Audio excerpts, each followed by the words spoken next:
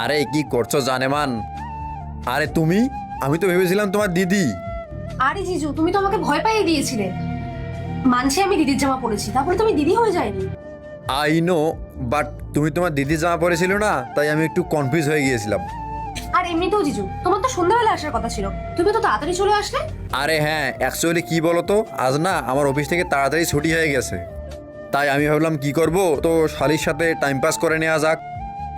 কি কথা হচ্ছে জামাই আর শালির মধ্যে? নিখাত আমার ব্যাপারে নিন্দা করা হচ্ছে।